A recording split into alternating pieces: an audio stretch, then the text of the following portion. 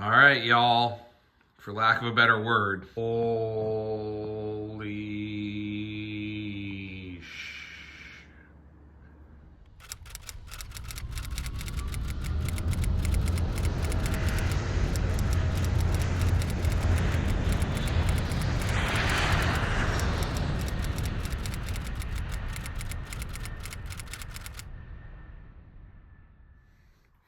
All right, so brought the tail cone back from storage about a month ago. Like I said, I didn't build this. Previous builder did. I found 4 rivets that I want to. I think this one I can just hammer a bit more, but these 3 I want to drill out and replace. They're just standing proud. Now's the time to do it. It's a little bit of a mess in here, so I want to clean it up. But last night I did all of the match drilling and final drilling and some dimpling on here you're supposed to do. Oh, if anyone wants, my wife's old ski parka. we're getting ready for a trip, so we were going through stuff, and she bought a new parka this year, so that's why that's there. But just some dimpling and stuff on here, not a big deal. But then I realized, since I'm going to install a yaw dampener, now's a good time to do that. It goes way back there, so I just ordered that from Vans.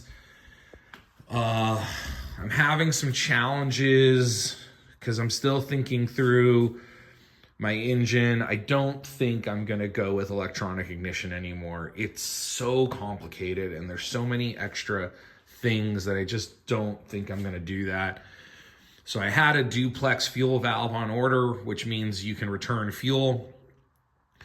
Now I am not needing that, but there's a lot of talk about having a fuel return system. Like Cirrus has a mechanical fuel return system for non-electronic injected engines.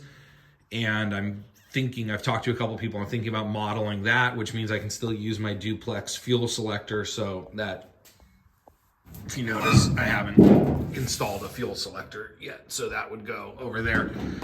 This is the top skin that goes right here. And then now I'm just trying to figure out how I'm gonna mate.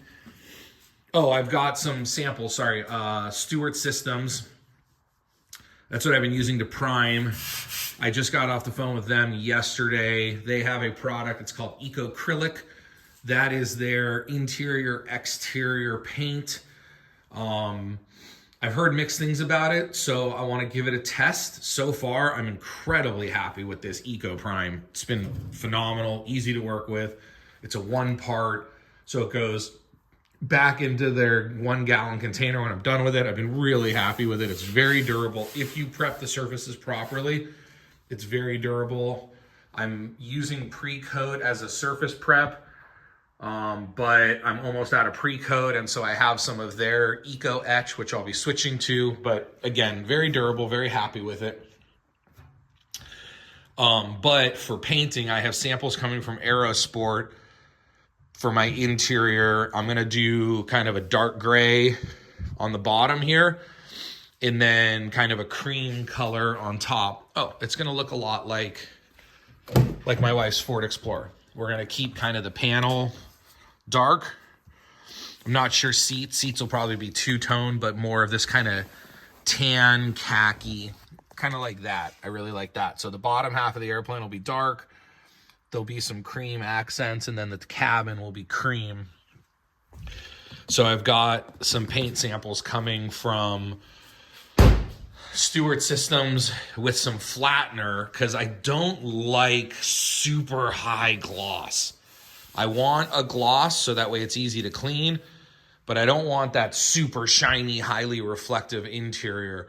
And so we're going to kind of experiment with that and see how it goes. I'll fill you in on that. But then the last thing that I'm trying to do right now is obviously figure out. So I measured, there's plenty of room if I go at an angle. So the tip of the tail cone will go over here, and then the firewall will go over there, and it'll run at an angle here. I need about 17.5 feet, and I've got about 25, 26 feet at that angle. So now I just got to relocate everything in the whole garage. And then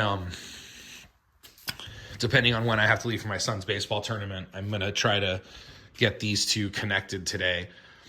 I think I have some extra chairs for my dining room that are so beat up. We were trying to figure out what to do with them. That seems to work perfect because I've already got it on wheels. But I think if I can get these two chairs here, and then get, two more chairs right here, they should be able to mate in perfectly. So I'm just going to rearrange everything I got to clean up from the work I did last night, and I will update you as soon as I have progress. Well, that was easy. Just hammered those for half a second each, and now they're all flush. Figured I would try that before I drilled them out, and yeah, perfect. Certain jobs are just easier done with two people, but nobody's home. So I got it to this point. Now I just have to start kind of rising it up a little bit. I'm trying to figure out what angle to get the tail cone set at. But we're getting there. Good Lord.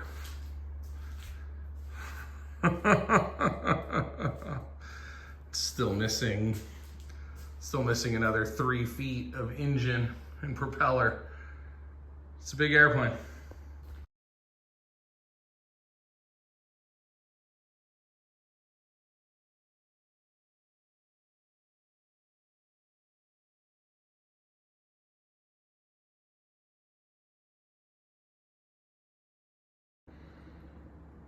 Holy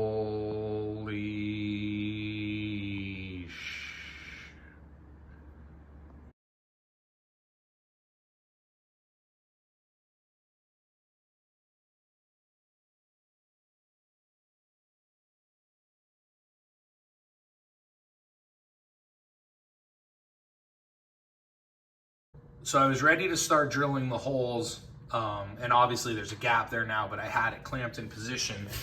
But when I came over here, I noticed there's a big bulge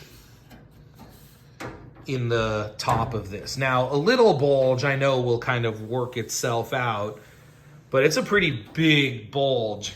And, I mean, I can manipulate that. I can rest something under here and I can pull up this part to get this bulge to go away. But the question is, like, I even added this top piece just to see if that aligned anything. But I mean, everything is clecoed. Every single hole going all the way around the bottom. I'm fully clecoed here. Like, everything is aligned, including, all of these holes. So I'm just wondering, did anyone have this issue, and did you, as you drilled, this way, did it work itself out? Or before I start drilling the longerons, should I manipulate the fuselage to get rid of that bulge? While this looks good, I have a better solution coming up right now. Well, I worked out the bulge in this this part right here. There's no more bulge, and what I did was I rested the tail cone back on the chairs, or I'm sorry, I rested the fuse back on the chairs, and the tail cone is just floating. There's probably about an inch gap between the tail cone and that pillow and the bar stool. It's there just in case. But when the tail cone was standing free, or when I had the tail cone supported, it was probably putting just enough kick up like that even though everything's still aligned, it was kicking this out. So by letting the tail cone kind of fall on its own, it's all lined up, and I went ahead and I drilled. I hate doing this stuff. It's so very permanent. I mean, there's steps in this build that make me nervous, but like almost everything can be fairly easily replaced, repaired. There's a solution for it. Like screwing these up man, I mean, I ain't replacing this. I mean, this one, I guess these aren't that bad. Now that I think about it, these aren't the full-length longerons. It would kind of suck, but yeah, these could be replaced. But these, on the other hand, I mean, that's kind of a big thing. So, anyways, I double and I triple and I quadruple checked, and I was really happy with everything. So I went ahead and I drilled. Now I'll upsize those later. We're gonna go watch a movie as a family, but I think it says to do these to work your way in. So do this one, put a bolt in it. This one, put a bolt in it. This one, put a bolt in it. And then this one. I think that's what it says. So you upsize them to 12. But what I did here is I took a piece of, I think this is 032 or 040. It's the same thickness as the skin, whatever it is. Now I know it has, actually it's a smaller size. I think it's the 032, and I think the skin is 032. So maybe this is 025. I took one size smaller and I measured it with my calipers. So with the blue on, it's about the same. I had scrap. I didn't want to peel it off. So then I just put that in there and then made sure that it's flush here. And obviously, you know, it's flush here. And so they lined up perfect. So you'll see there's just that little ledge right there, which is for the skin, and then same thing on the other side. So, all right, we're gonna go watch a movie as a family. My son has a 8 a.m. game, an hour, 15 minutes away from here tomorrow, which means we have to leave at 5:45 to get there at 7 for an 8 a.m. game.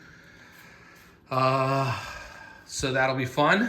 And yeah, I booked a speaking job today for my business that's in Oklahoma in a few months. So I booked my 182. I'll fly it up to Oklahoma. Now that I'm instrument rated, I feel a lot more comfortable booking business trips or like using my own airplane for business trips. So I went in and I reserved the plane. I've got something in Dallas in a couple weeks.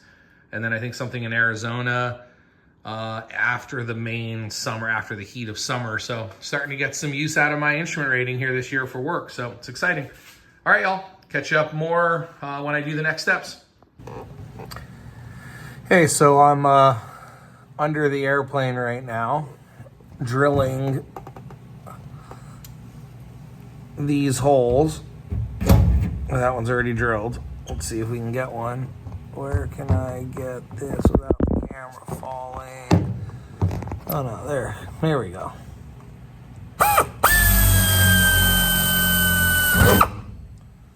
And that's it. Really nothing to it. Just under the airplane. That's all. So after 10 months, the air fuel valve has arrived. I ordered it direct from them in the UK. When I ordered this, I was 100% planning on EFII, electronic fuel injection ignition, which requires a return valve. So it's a little different than the valve that Vans sells, and you can order it through like Aircraft Spruce, but then I've just heard, even though ordering through them was ridiculous, it actually was easier. So a couple of things. One, it's absolutely beautiful. I mean, the movement of it, you lift this knob, I can't really do it with one hand, but you lift that knob to turn it. Most people install it like this. So if that's the front of the airplane, right, front of the airplane. So you have left, right, and then off. Whereas the Vans standard one, I think you have to go through off, or it's weird. It just doesn't work. Doesn't do it the same way. Also, something to note is that these are not screwed in. Just the machining is very, very nice. Very well made, very precision fit. Comes with the screws you need to finish that off, so you could put them in any direction. I'm trusting a lot of people that the 90 degree is what we want. They offer them in 45 degrees. They offer them straight, right? But this is what I was told to order. So hopefully that's right. And then you need this 6-inch extension tube. And my understanding is that you cut this down to fit, but again, hopefully the 6 inches is enough. with the Aerosport throttle quadrant, because it adds another maybe 1.5 inches or so to the, it's all under here, but to the center console. So anyways, just wanted to share that with you. Really beautiful, really well made, really precision, really nice. So yeah, excited about getting all of this put in the airplane soon. Also, I've got, sorry, it's kind of a mess here. I've got some samples from Stewart Systems. This is their Eco Acrylic. I'm going to use this to paint the interior. I think I'm going to try this, and then I'm also going to try some paint from an auto body shop. I also didn't want super high gloss, so they sent me some flattener to try. I'm probably going to do half the recommended amount. And then they sent me some catalyst and I guess more catalyst, right? Yep, so they sent me some extra catalyst, not sure why, but thank you. And then last thing, from Aerosport, I have a carpet sample. And then this is the hard plastic that they use for their interior panels. This is the natural colors it comes in. Now you can paint this, it is a paintable surface, but I'm going to use, I don't even think I'm actually going to use this. I thought I was, but I think all of my lower will just get painted, and then I think I'm only going to do side panels in this and then paint the top. And so Stuart sent me this paint chip sample, and this way I don't have to paint anything. That is a beautiful match right there. And then if I decide there's to do anything with this, there's two grays. I think it's a little bit of a closer match to this gray. So for me, it would be the sandalwood and the battleship gray.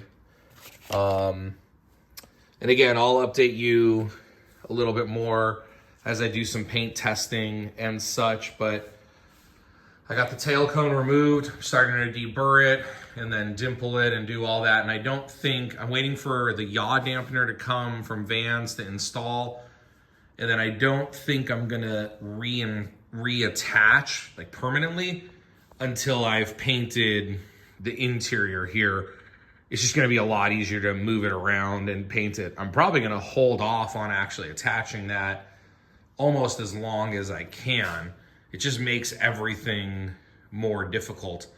So I'll probably do a lot of the brake work and all this stuff without the tail cone attached. So I'll have to figure that out.